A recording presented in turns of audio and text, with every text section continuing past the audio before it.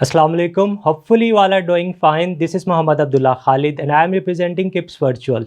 As you know कि MDCAT is approaching और जैसे जैसे MDCAT करीब आ रहा है कुछ न्यूज़ ऐसी मिलती हैं, कुछ थॉट्स ऐसे आते हैं कि हमें लगता है कि एक ही वक्त में जज्बात बदल गए, हालात बदल गए, ज़िंदगी बदल गई। तो इस क्रूशल टाइम पे हमने ये मुनासिब समझा कि हम अपने बच्चों से बात करें ताकि इन रिमेनिंग डेज़ में वो मेक श्योर करें कि वो किसी की बातों में आए बगैर हमारे तमाम स्टूडेंट्स, और जब मैं ये बात कर रहा हूँ कि हमारे स्टूडेंट्स, तो मैं बिल्कुल भी किप्स वर्चुअल के स्टूडेंट्स की सिर्फ बात नहीं कर रहा, मैं बात कर रहा हूँ उन तमाम स्टूडेंट्स की जिन्होंने MDCAT 2024 में अपीयर होना है। क्योंकि इन किप्स वर्चुअल वी बिलीव पूरा जहां हमारा है, पूरा पाकिस्तान हमारा है। तो बच्चे, आज की इस डिस्कशन में जो हम बातें डिस्कस करेंगे वो आप स्क्रीन पे देख सकते हैं, जिसमें सबसे पहले हम डिस्कस करेंगे कि जो रिमेनिंग डेज़ हैं हम कौन सी स्ट्रेटजी अपनाएं कि इनको मैक्सिमाइज़ कर सकें, इन रिमेनिंग डेज से मैक्सिमम आउटपुट ले सकें।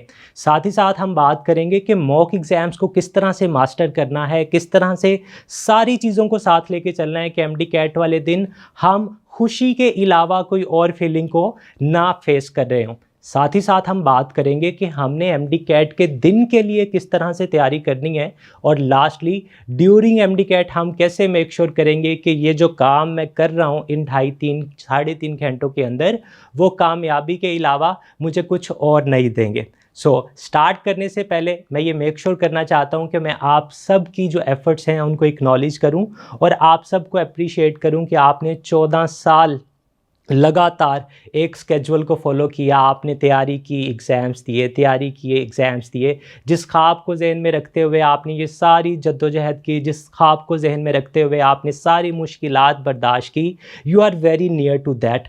अब आप अपने ड्रीम इंस्टीट्यूट में एडमिशन लेने वाले हैं और आप सिर्फ इतना मेक श्योर करेंगे कि ये रिमेनिंग डेज़ आपको आपकी ख्वाहिशात से, आपको आपके मंजिलों से दूर ना लेके चलें। तो जो सबसे पहला पॉइंट हमने डिस्कस करना था कि maximising your preparation for the MDCAT in the remaining days, उसमें जो पॉइंट्स आपने मेक श्योर करने हैं वो आप स्क्रीन में देख सकते हैं। सबसे पहली चीज़ कि गेज योर प्रिपरेशन।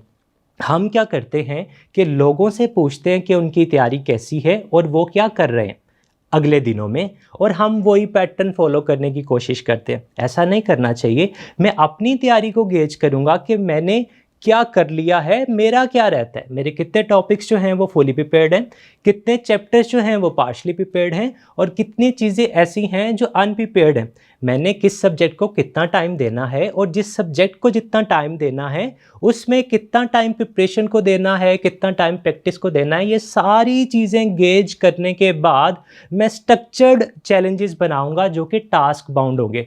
हम ये गलती करते हैं कि टाइम बाउंड चैलेंजेस बनाते हैं कि मैंने आज 5 घंटे पढ़ना है। अनफॉर्चुनेटली इसका नुकसान ये होता है कि मैं वो 5 घंटे गुजारने के लिए गुजार देता हूँ और देखता रहता हूँ घड़ी को कि अब घंटा रह गया, अब आधा घंटा रह गया, अब टाइम पूरा हो गया, किताबें बंद कर दो। लेकिन इन अदर वे, जब मैं टास्क बाउंड स्केजुअल बनाता हूँ कि आज मैंने अपनी पार्ट 1 की पूरी फिजिक्स रिवाइज़ करनी है, तो जब तक वो रिवाइज़ नहीं होती मेरे दिल को चैन नहीं मिलता, और मैं मेक श्योर करता हूँ कि हर वो काम करूँ जो मुझे इफ़ेक्टिव और अर्ली रिवीजन के लिए सपोर्ट करे उस पर्टिकुलर टास्क के लिए। तो ये 2 चीज़ें आपने सबसे पहले करनी है कि अपनी प्रिपरेशन को गेज करना है, उसके लिए फिर स्ट्रक्चर्ड चैलेंजेस बनाने हैं जो कि टास्क बाउंड हों। फिर आप मेक श्योर करेंगे कि उनको करते हुए आप अपने नोट्स को इस तरह से अलाइन करेंगे जिनमें सिर्फ की कंसेप्ट्स होंगे। जैसे कि आपकी किताबों में बहुत सा मटेरियल ऐसा है जो विदाउट रिवीजन आपको याद रहेगा, जैसे F=ma, बॉयल्स लॉ क्या होता है, सेल की डेफिनेशन क्या होती है। ये सारी चीज़ें ऐसी हैं जो मुझे बचपन से बुढ़ापे तक विदाउट रिवीजन याद रहेंगी। तो मैंने मेक श्योर करना है कि मैं इनको ही ना रिवाइज़ करता रहूँ, मैं सिर्फ वो कंसेप्ट रिवाइज़ करूँ जो इंपॉर्टेंट है, वो कंसेप्ट रिवाइज़ करूँ जो मुझे मुश्किल लगती हैं। पेपर में आगे तो मेरा नुकसान होगा, ताकि मैं राइट चीज़ों को राइट टाइम दे रहा हूँ। साथ ही साथ मैं ये मेक श्योर करूँगा कि मैं राइट स्किल्स पे भी काम करूँ। MD test is not about just the knowledge and information and concepts, but MDCAT is also about this skills. आपकी टाइम मैनेजमेंट की स्किल, आपकी स्ट्रेस मैनेजमेंट की स्किल, आपकी कोर्स मैनेजमेंट की स्किल्स। आगे चल के हम इस पे बात करेंगे, लेकिन यहाँ पे सिर्फ इतना ही कि आपने मेक श्योर करना है कि अलॉन्ग विद योर सिलेबस आप अपने आप पे भी काम करें। साथ ही साथ प्रॉपर डाइट और प्रॉपर स्लीप इन दिनों में बहुत ज़रूरी है, क्योंकि जब तक आपका दिमाग आपको रिस्पॉन्ड नहीं करेगा, आपके बॉडी ऑर्गन्स आपको रिस्पॉन्ड नहीं करेंगे, आप अच्छी तैयारी नहीं कर सकेंगे। और लास्टली, क्योंकि एमडी कैट के दिन करीब आ रहे हैं, बीइंग स्पीकर, बीइंग काउंसलर और बीइंग अ स्टूडेंट, हम ये देखते हैं कि बच्चे जैसे भी कोई डेडलाइन करीब आ रही होती है ना, तो हमारी फीलिंग्स में उतार चढ़ाव आते रहते हैं। कभी ये लगता है कि आई विल कंकर दिस, कभी ये लगता है कि मैं फेल हो जाऊंगा। तो मेक श्योर करें कि अपनी नेगेटिव थॉट्स को अलाउ ना करें कि वो आपके एमडी कैट की तैयारी को डिमोलिश कर लें। थ्रू आउट दीज डेज आपने ऑप्टिमिस्टिक रहना है कि मैंने इतनी मेहनत की है, इतनी रह गई है, ये भी अच्छे से करेंगे। मेहनत करते रहें, थॉट्स को अपने पे हावी ना होने दें। नेक्स्ट अगर बात करें तो हमारे पास आता है मास्टरिंग मॉक एग्जाम्स। यहाँ पे मैं लिख सकता था कि mastering past papers, mastering full length papers या मास्टरिंग एमसीक्यू प्रैक्टिस, लेकिन मैंने मॉक एग्जाम्स इसलिए लिखा कि मैं ये चाहता हूँ कि आप जितनी भी प्रैक्टिस इन रिमेनिंग डेज में करें वो सारी की सारी मॉक कंडीशंस में होनी चाहिए। आपको पता है कि एमडी कैट के सेंटर में आपको किस तरह का इन्वायरमेंट मिलेगा, किस तरह के टेबल पे चेयर पे बैठ के आप किस तरह की बबल शीट और किस तरह के क्वेश्चन पेपर से अपने पेपर को अटैम्प्ट करेंगे। तो मेक श्योर करें कि आपसे ऑनवर्ड्स आपने जितनी भी प्रैक्टिस करनी है सारी मॉक कंडीशंस के अंदर करनी है। टाइम लगा लें, सेट कर लें कि 210 मिनट के बाद मैंने अपना फुल लेंथ पेपर छोड़ देना है। प्रैक्टिस करें। ये प्रैक्टिस जब आप मॉक कंडीशंस के अंदर करते हैं तो ये सिर्फ प्रैक्टिस नहीं होती, ये आपके पास चांस होता है कि आपने एक full fledge MD CAT attempt किया है। ये वो एमडी कैट है जिसके पास आपके पास दोबारा चांस है, आप फिर से मॉक एग्ज़ाम कर सकते हैं, फिर से मॉक एग्ज़ाम्स कर सकते हैं। इन मॉक एग्ज़ाम्स की कामयाबी ही आपके असली एमडी कैट की कामयाबी को यकीनी बनाती है। तो जब तक मॉक एग्ज़ाम्स अच्छे नहीं होंगे, टाइम्ड कंडीशन के अंदर नहीं होंगे, तब तक हम ये वेरीफाई नहीं कर पाएंगे कि हमारा असली एमडी कैट कितना अच्छा होगा। तो मेक श्योर करें कि बेहतरीन तरीके से इन्वायरमेंट क्रिएट करें और फिर उसकी एवेल्युएशन करें। ना कि ये हो कि आपने 15 एमसीक्यू कर लिए और अम्मा कहें दही लेके आओ और बच्चा काम छोड़ के दही लेने जा रहा है, ये काम बिल्कुल नहीं करेंगे। घर वालों को बता देंगे कि अगले 210 मिनट आपका लड़का या आपकी लड़की घर पे नहीं है, वो पेपर देने जा रही है घर पे बैठ के। अगली बात ये कि बच्चे जब आप प्रैक्टिस कर रहे होंगे ना प्रॉपर प्लानिंग के साथ, एक तो प्रैक्टिस शुरू करने से पहले प्लान कर लें कि मैंने तैयारी कैसे करनी है, फिर उसको प्रैक्टिस करें। प्रैक्टिस करने के बाद जो आपका रिजल्ट आए उसको खुद से चेक करें, अपने टीचर से चेक कराएं, उसको प्रॉपर एवेलुएट करें कि इसमें गलतियां क्या हुई हैं। इसमें जो गलतियां हुई हैं वो नॉलेज की गलतियां थी, वो क्रैमिंग की गलतियां थी, वो कंसेप्ट की गलतियां थी, इनको कहते हैं टेक्निकल मिस्टेक्स। दूसरी गलतियां ये कि मैंने जल्दबाजी में गलती कर दी, मैंने स्टेटमेंट ठीक से नहीं पढ़ी थी, मैंने ऑप्शंस को ठीक से एनालाइज नहीं किया था, ये होती हैं नॉन टेक्निकल गलतियां। तो आप ये मेक श्योर कर लें कि जिस तरह की गलतियां आप कर रहे हैं क्या आप उसी तरह की रेक्टिफिकेशन, उसी तरह की इम्प्रूवमेंट भी कर रहे हैं या नहीं कर रहे। कि फॉर एग्जांपल आपकी गलती हुई है स्टेटमेंट ठीक से ना पढ़ने की वजह से, और आप रेक्टिफिकेशन क्या कर रहे हैं, उसको रिवाइज करने बैठ के। आपने खुद को समझाना है कि भाई जल्दबाजी ना कर, स्टेटमेंट पढ़, सोच, ऑप्शंस देख, फैसला कर और फिर बबल फिल कर। तो जब तक हम इस तरह से प्रैक्टिस नहीं करेंगे हमारे मामलात मेक श्योर नहीं हो सकेंगे। हाँ, मैं कह सकता हूँ कि मेरा एमडी कैट अच्छा होगा, लेकिन फॉर श्योर मैं ये गारंटी के साथ नहीं कह सकूँगा कि मैं एमडी कैट में इतने नंबर लेके आऊँगा। The next point is preparing for the test day. Alexander the great, Sikandar Azam जिन्हें कहा जाता है, आधे से ज़्यादा दुनिया फतह करने के बाद कहते हैं कि जंग मैदान में नहीं दिमाग में जीती जाती है। अगर आप दिमाग में नहीं जीत सकते तो आप एमडी कैट के दिन पे भी वो जंग नहीं जीत सकेंगे। तो मेक श्योर करें कि आपने अपने एमडी कैट के दिन को प्रॉपर प्लान कर लिया है। मैंने छोटे से छोटा काम करना हो, मैं आपकी बात कर रहा हूँ, हम उसको प्रॉपर प्लान करते हैं कि हम बाइक पे जाएंगे या गाड़ी पे जाएंगे, अगर रास्ते में ये हो गया तो हम ये रूट लेंगे। हम पूरी उसके सारे ऑड्स को कंसीडर करते हुए plan B, plan C, plan D बना के चलते हैं, क्योंकि हमें पता है कि ये काम हर सूरत में करना ही करना है। तो बच्चे एमडी कैट की बात करें ना, तो मैंने अपने बच्चों से ये सीखा पिछले 7-8 सालों में, जो हज़ारों बच्चों ने मुझे फीडबैक दिया कि वो किताबों से तो ठीक तैयारी करके जाते हैं, स्किल्स की तो ठीक तैयारी करके जाते हैं, लेकिन अपने एमडी कैट डे को प्लान नहीं करते, उसको स्ट्रेटजाइज नहीं करते कि अगर वहाँ पर ये मसला आ गया तो मैं क्या करूँगा। इसका नुकसान ये होता है कि टेस्ट के अंदर बैठ के जब मसला होता है वहाँ बैठ के ही सोल्यूशन सोचा जाता है, उस पर टाइम लगता है, जब टाइम भी ज़ाया होता है तो बच्चे पैनिक करते हैं और बाकी की चीज़ें करते हैं ख़राब। तो मेक श्योर करें कि अपने एमडी कैट के दिन को प्रॉपर प्लान करें ताकि कोई भी और सिचुएशन आए आपको उसका सोल्यूशन पहले ही पता हो। सबसे पहले हम क्या करेंगे, अपने स्टडी मटेरियल को ऑर्गेनाइज करेंगे। हम मेक श्योर करेंगे कि जो चीज़ें मैंने रिवाइज करनी हैं शॉर्ट लिस्टेड, वो कौन से नोट्स हैं जो मैंने 3 दिन पहले रिवाइज करने हैं, वो कौन से नोट्स हैं जो 2 दिन पहले रिवाइज करने हैं, वो कौन से नोट्स हैं जो 1 दिन पहले रिवाइज करने हैं, और वो कौन सी चीज़ें हैं जो मैंने सेंटर में रिवाइज करते हुए जाना है। टेस्ट डे एसेंशियल्स की बात की जाए तो बच्चे आपकी रोल नंबर स्लिप्स यूएचएस और डाओ के जो बच्चे हैं उनकी आ चुकी, बाकियों की भी अनाउंस हो जाएंगी, उनको डाउनलोड करें। उनके ऊपर जो इंस्ट्रक्शंस लिखी हैं कि ये चीज़ें लेके आनी है, ये बिल्कुल नहीं लेके आनी, उनको फॉलो करें। अपना ट्रैवल प्लान बनाएं, क्योंकि पाकिस्तान है, जब किसी का दिल करेगा सड़क पे एक बैरियर रखेगा, सड़क बंद कर देगा। तो you must know the alternate पे कि अगर प्लान ए काम नहीं कर रहा तो प्लान बी के तहत मैं कैसे सेंटर में पहुंचूंगा और वक्त पे कैसे पहुंचूंगा, ये आपको पता होना चाहिए। और मेक श्योर करना है आपने कि you are under positive thinking.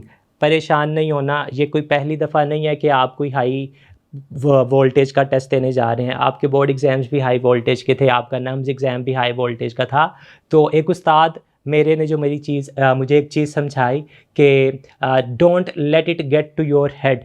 किसी भी चीज़ को अपने सर पे सवार ना करो। जब हम चीज़ें सर पे सवार करते हैं वही चीज़ें हमें डिस्टर्ब करती हैं। मेक श्योर करें कि आप पेपर से पहले प्रॉपर स्लीप लेके जाएं, प्रॉपर डाइट लेके जाएं। जैसे मैंने पहले कहा कि अगर हम ही खुद को रिस्पॉन्ड नहीं कर रहे होंगे तो हम अपनी नाकामी का मलबा किसके सर पे डालेंगे। तो मेक श्योर करें कि हम अपना उतना ही ख्याल रखें जितना इस वक्त हम अपनी तैयारी का रख रहे हैं। अगले पॉइंट की तरफ चलें तो achieving the MDCAT success is the title.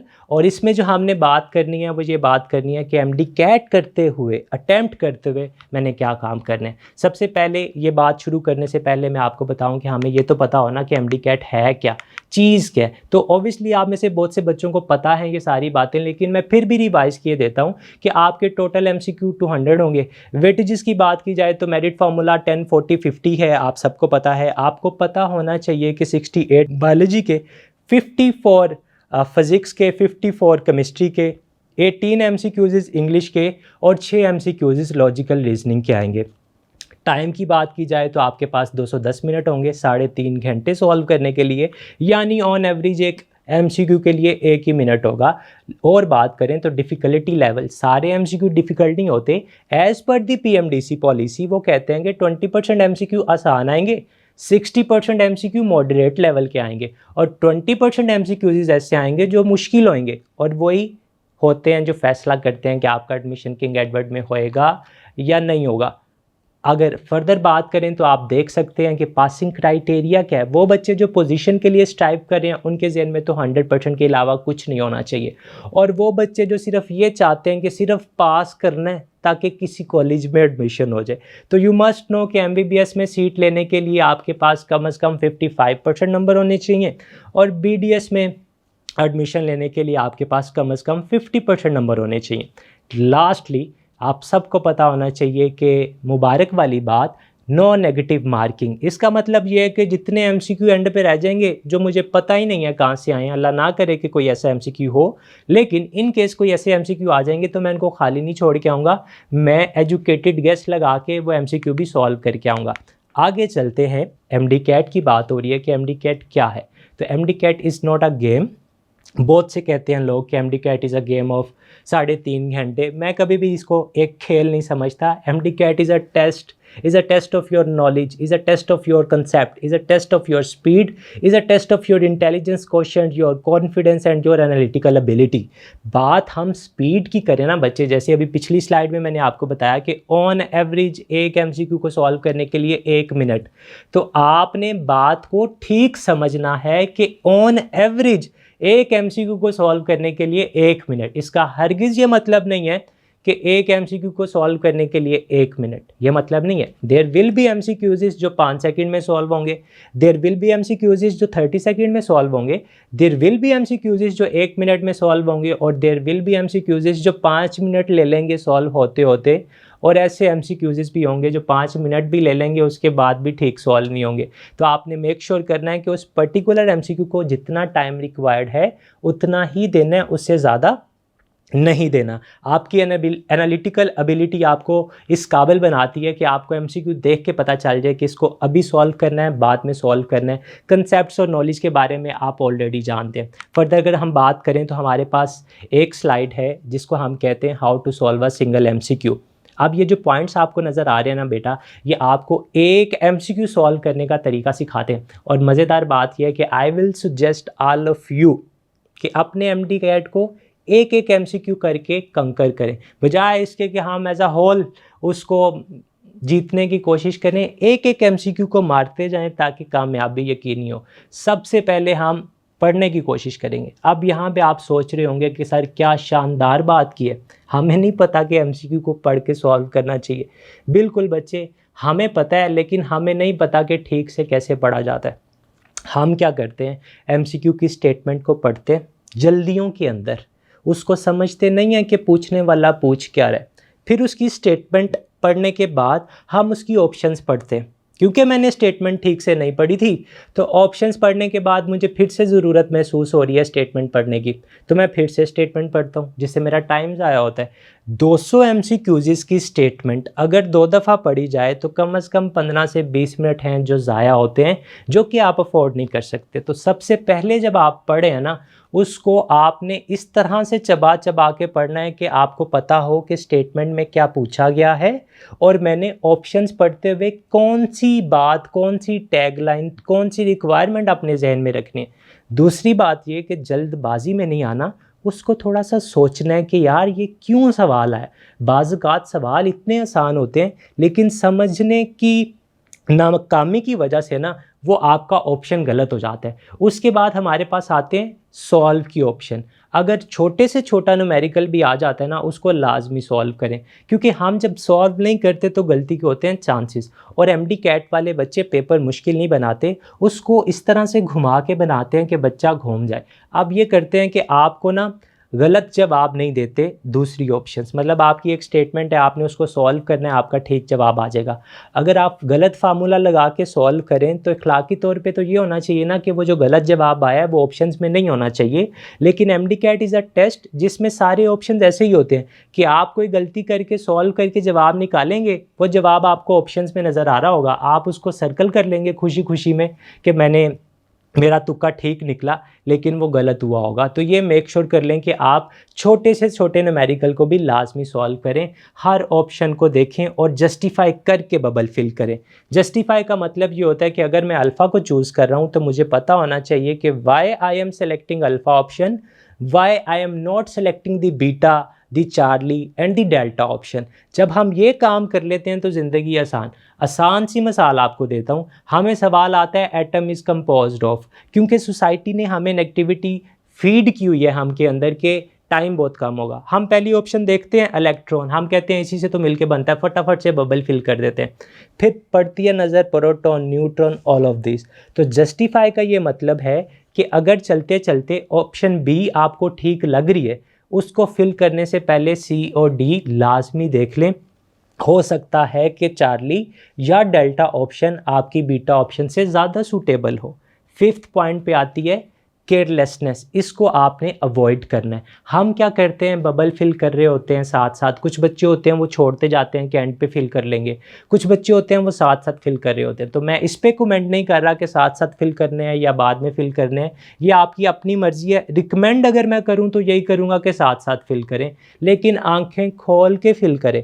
हम क्या करते हैं कि बबल फिल किया चौथे का, अब 5वें एमसीक्यू का बबल फिल करना था, गलती से, कोताही से या किसी वजह से हम 5वें की वो लाइन छोड़ के छठे में फिल कर देते हैं। अगर हमें पता चल गया तो एक एमसीक्यू गलत हुआ, अगर पता ना चला तो ऐसा भी हो सकता है कि हमारे सारे बबल्स गलत फिल हो जाएं। तो मेक श्योर करें कि इस इम्पॉर्टेंट एग्ज़ाम वाले दिन आप अपने नर्व्स पे पूरा का पूरा कंट्रोल रखते हों। थ्रू आउट द टेस्ट आप विजिलेंट रहें, आपको पता हो कि आपके पेपर के साथ क्या हो रहा है। हम मसला ये करते हैं कि हम इधर उधर देख रहे होते हैं कि हॉल में क्या चल रहा है। कोई बच्चा पानी पीने चला जाता है तो तब तक मेरा ध्यान उससे नहीं हटता जब तक वो वापस आके अपनी सीट पे नहीं बैठ जाता। किसी का पेन सीट से नीचे गुजर जाए तो उसको अपने पेन की फ़िक्र नहीं होती, मुझे उसके पेन की फ़िक्र हो रही होती है कि वो पेन क्यों नहीं उठा रहा। तो ये बातें हमने अपने पेपर पे फोकस रखना है। साथ ही साथ आप अपना सीक्वेंस फॉलो करेंगे। बाज़ औक़ात ऐसा होता है कि शुरू में मुश्किल एमसीक्यूज़ आ जाते हैं, आपको लगता है कि ये तो मैं पकड़ा गया, आप उन्हें सॉल्व करने की कोशिश करते हैं, वो ज़्यादा टाइम लेते हैं। फॉलो योर ओन सीक्वेंस का मतलब ये होता है कि आप पहली गो में वो एमसीक्यू करें जो आपको लगता है कि आसान है और ठीक हो जाएंगे। दूसरी गो में वो ऑप्शन करें जो आपको लगता है कि टाइम तो लेंगे लेकिन ठीक सॉल्व हो जाएंगे। और तीसरी गो में आप वो एमसीक्यू करें जिस पे आपको डाउट है कि यार शायद तुक्का ना लगाना पड़े, ताकि जब आपका पेपर ख़त्म हो रहा हो तो ठीक जितने भी किए जा सकते थे एमसीक्यू वो सारे आप कर चुके हैं। जो रह गए हैं, अल्लाह ना करे कि कोई रहे, लेकिन अगर भी कोई रह भी गया है तो वो हैं जिस पे तुक्का लगाना ही था। और तुक्के की बात करें तो एजुकेटेड गेस लगाना चाहिए। ऑब्वियसली आउट ऑफ 4 अगर मैं कोई तुक्का लगाऊंगा तो मेरी कामयाबी के परसेंटेज होंगे 50%, कि भाई 25% कामयाबी की चांसेस होंगे जब मैं आउट ऑफ 4 ऑप्शन किसी एक ऑप्शन को पकड़ूंगा। लेकिन अगर मैं किसी तरह उसको 50-50 पे ले आऊँगा कि ये 2 ऑप्शन तो हो ही नहीं सकती, अब मुकाबला रह गया इन 2 के अंदर, तो उन 2 के अंदर जब मैं वो एक गेस लगा रहा हूँगा ना, तो वो कामयाबी की जो प्रोपोर्शनेट है, जो परसेंटेज है, वो 50% होगी मेरी, कि चांस 50% है। और उसमें भी मैं ये आपको रिकमेंड करूँगा कि दोस्तों पे भरोसा ना करें, इधर उधर झांके ना, खुद से आपको अपनी तैयारी पे यकीन होना चाहिए। खुद से जो आप मुनासिब समझते हैं उसको आप सर्कल कर लें। लास्टली जो आपकी बबल शीट है उस पे जो भी रिक्वायरमेंट फिल होनी है उसका ख्याल रखना है। और क्योंकि ये बबल शीट्स कंप्यूटराइज्ड स्कैन होती हैं, कंप्यूटराइज चेकिंग होती है, तो मेक श्योर करें। भाइयों को ये मसला होता है कि तोड़ मड़ोड़ के कहीं से फाड़ देंगे, कहीं से मड़ोड़ देंगे, और बहनों को ये मसला होता है कि हर चीज़ में इनको फूल नज़र आते हैं, बबल शीट पे भी फूल बना के आते। ऐसा नहीं करना। आपकी मार्किंग के टाइम पे हो सकता है कि आपके ठीक जवाब गलत हो जाएं। मेक श्योर करें कि बबल शीट को आपने कोई निशान नहीं लगाना, कोई हरकत बबल शीट के साथ आपने नहीं करनी। नेक्स्ट अगर बात करें तो you can read from the screen कि आपने इतनी मेहनत की, आपने इतनी तैयारी की। खुद पे यकीन रखें, खुद पे यकीन रखें और उस खुदा की ज़ात पे जो आपको यहाँ तक ले आया, मेक श्योर आप अपने यकीन के साथ करेंगे कि वो खुदा आपको अपनी मंजिलों की तरफ मज़ीद आगे लेके जाता जाएगा। क्योंकि हमारे लाइव सेशन था और हमने मेक श्योर किया कि ड्यूरिंग दिस सेशन हमें जो सवालात बच्चों के मसूल हुए तो हम उनके सवालों के जवाब देने की कोशिश करेंगे इंशाल्लाह। Welcome back. अब जो ड्यूरिंग लाइव सेशन हमें क्वेश्चन मसूल हुए तो वो मेरा फेलो मुझे कह रहा है कि सर नम्स ही चल रहा है हर जगह। तो सवाल यह है कि बच्चे पूछ रहे हैं कि नम्स ने जो हमारे साथ किया है कि एमडी कैट भी हमारे साथ वही करेगा। तो सवाल पहले ये है कि नम्स ने आपके साथ क्या किया। जवाब भी मुझे पता है, जो आप लोग कह रहे हैं वो ये कह रहे हैं कि नम्स ने आउट ऑफ सिलेबस क्वेश्चंस दिए। बेटा अब सवाल मेरा भी आपसे है कि जिस बंदे ने आपको कहा है कि नम्स का पेपर आउट ऑफ सिलेबस था, क्या वो एक्सपीरियंस्ड है, क्या वो कॉम्पिटेंट है, क्या वो रिस्पॉन्सिबल है? इन तीनों के जवाब हैं नहीं। यहाँ आने से पहले मुझे पता था ये हॉट टॉपिक चल रहा है, तो मैंने मेक श्योर किया कि मैं इस पे थोड़ा सा होमवर्क करके आऊँ। मैं अपने आप को इस काबिल नहीं समझता, despite of years of experience in education department, मैं फिर भी जो हमारे सब्जेक्ट वाइज डिपार्टमेंट हैं उनसे असिस्टेंस लेके इस वेबिनार को करने आया था। तो पहले अगर हम इंग्लिश की बात करें तो हमारे किप्स के इंग्लिश डिपार्टमेंट के जो हेड हैं सर अलीशान राव साहब, उनके मुताबिक हमने किप्स के सिलेबस को 10 यूनिट्स में डिवाइड किया है, यूनिट 1 यूनिट 2 से लेके यूनिट 10 तक। अब अगर नम्स एग्ज़ाम की बात की जाए तो उसमें 15 एमसीक्यू आते हैं इंग्लिश के, जिनमें से पहले 10 एमसीक्यू किप्स के सिलेबस के यूनिट 1 में से आए हुए थे। यूनिट 1 के अंदर से 10 एमसीक्यूज़, यूनिट 5 में से 4 एमसीक्यूज़ और यूनिट 8 में से 1 एमसीक्यू। इस तरह 3 यूनिट्स के अंदर पूरा नम्स का पेपर बना हुआ है। अब सवाल आपके जहन में ये होगा कि आउट ऑफ सिलेबस बायोलॉजी का था, आप मुझे इंग्लिश की बातें बता रहे हैं। तो बच्चे मैं बायो की तरफ भी आता हूँ। बायो में मैं अब्दुल हमीद साहब जो किप्स वर्चुअल में बायोलॉजी पढ़ाते हैं उनसे डिस्कस करके आया हूँ और उन्होंने मुझे सारी बातें बताई, लेकिन ऑब्वियसली टाइम कम होने की वजह से हम सारी एग्जाम्पल्स को यहाँ कोट नहीं करेंगे। जो सबसे ज़्यादा हाईलाइट हुई उसकी बात कर लेते हैं। बच्चे कहते हैं जी पेपर में कोविड का लफ्ज़ आ गया, हालांकि हमारे पूरे सिलेबस में कोविड का लफ्ज़ नहीं है। बच्चे, आपको आपके टीचर्स ने किप्स के किसी भी कैंपस का से आपका ताल्लुक़ है, क्या आपके टीचर्स ने आपको इम्यूनिटी वाले टॉपिक्स नहीं पढ़ाए? क्या आपके टीचर्स ने आपको ये नहीं बताया कि जब भी वैक्सीन लगाई जाती है तो कौन सी इम्यूनिटी बनती है, जब एंटीबायोटिक्स लगाई जाती हैं तो कौन सी इम्यूनिटीज़ बनती हैं? आपको बताया गया ना। अब जब वैक्सीन लगाई जा रही है, चाहे वो पोलियो की वैक्सीन है या कोविड की वैक्सीन है, तो एक ही तरह की आपकी इम्यूनिटी डेवलप होगी ना, और उस इम्यूनिटी को कहते हैं आर्टिफिशियल एक्टिव इम्यूनिटी, जो कि ऑप्शंस में भी मौजूद था और ठीक जवाब था जिसको आपने सर्कल करना था, परेशान हुए बगैर। यहाँ पे मैं थोड़ी आपको ये भी बताता चलूँ, जस्टिफाई मैंने आपको कर दिया कि आपका नम्स का पेपर बिल्कुल ठीक था। कुछ MCQ ऐसे थे जिनमें एक से ज़्यादा जवाब ठीक थे, और वो हम पहले दिन से आपको क्लेम करते हैं कि MD-CAT इज़ अ टेस्ट जिसमें एक से ज़्यादा जवाब ठीक हो सकते हैं, मोस्ट सूटेबल को आपने ऑप्ट करना है। अब ये जो रूमर्स हैं ना, ये इनऑथेंटिक रूमर्स हैं। मैं आपको बताता हूँ क्योंकि मैं हर तरफ नज़र रखता हूँ। मैंने ये देखा कि नम्स का पेपर आउट हुआ, ख़त्म हुआ, मतलब नम्स की टाइमिंग ख़त्म हुई।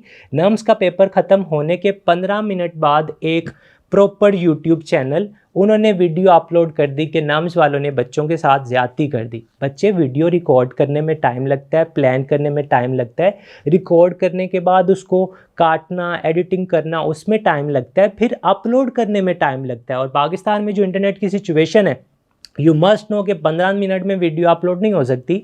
और भाई साहब ने नम्स का पेपर ख़त्म होने से पहले ही वीडियो रिकॉर्ड करके अपलोड कर दी और ये कह दिया कि नम्स में ये हो गए। और बीइंग पाकिस्तानी, हमारी कोई चीज़ अच्छी ना हुई हो, कोई पेपर अच्छा ना हुआ, तो हम तो खुद सहारे ढूंढते होते हैं ना कि कोई आवाज़ लगाए कि आउट ऑफ सिलेबस था, मैं उसके साथ मिल जाऊंगा। तो ये पिछले कुछ सालों से हमने ये देखा कि प्रैक्टिस ही बन चुकी है कि हर साल पेपर होता है और हर साल ये इस तरह के इनऑथेंटिक रूमर्स आते हैं। हम आपके साथ हैं। अगर कोई इस तरह का वाक़या होगा, कोई इस तरह की बात होगी, तो हमारे टीचर्स खुद आपको बताएंगे कि ये नम्स की गलती है, ये MD-CAT की गलती है। खुदारा आपसे रिक्वेस्ट ये है कि आप इस तरह के बहाने लोगों के सुन के अपनी तैयारी से मुँह ना मोड़ें। मेक श्योर करें कि आप इस टाइम में कोई इस तरह की बात ना सोचें। इस तरह की सोच भी आपको अपनी तैयारी से डिट्रैक्ट करती है। कुछ बच्चे तो छोड़ चुके होंगे ना किताबें कि हम इतनी मेहनत करते हैं, फिर एंड पे हमारे साथ ये होता है। खुदा पे यकीन रखें। और इन केस ये सारी चीज़ें ठीक है, आउट ऑफ सिलेबस क्वेश्चन आए थे, लेकिन क्या सिर्फ आपके साथ हुआ था? सब बच्चों के साथ हुआ था। मान लें हुआ नहीं ऐसा, मान लें हुआ था, लेकिन क्या सिर्फ आपके साथ हुआ? नहीं, सब बच्चों के साथ हुआ। अब वो सिचुएशन सब बच्चों के लिए, सर्कमस्टांसिस सब के लिए सेम है। उन सर्कमस्टांसिस में जो अच्छा परफॉर्म करेगा उसको एडमिशन मिल जाएगा, क्योंकि एडमिशन के लिए ये तो क्राइटेरिया नहीं है कि 90% नंबर होने चाहिए। एडमिशन के लिए ये क्राइटेरिया कि ज़्यादा नंबर होने चाहिए दूसरे बच्चों से। तो आप इस सिचुएशन में ज़्यादा नंबर ले लें, आप एडमिशन सिक्योर कर लें। तो this is the thing we need to think about it कि जो रूमर्स हैं उन पे कान धरना बड़ा आसान होता है, मेहनत जारी रखना वो मुश्किल होता है। उम्मीद है कि जो बातें मैंने आपसे कही हैं वो आपको समझ में आई होंगी। मैंने अक्सर नोट किया इस तरह की बात करने से बच्चे नाराज़ होते हैं, लेकिन हमेशा सच बात कहनी चाहिए, इसलिए वो यार मजबूर कि हम वही बात करें जो ठीक है। इन दी एंड आई मस्ट से कि अल्लाह ताला आप सबके लिए आसानियाँ पैदा करे और आपको लोगों के लिए आसानियाँ पैदा करने वाला बनाए। Thank you very much.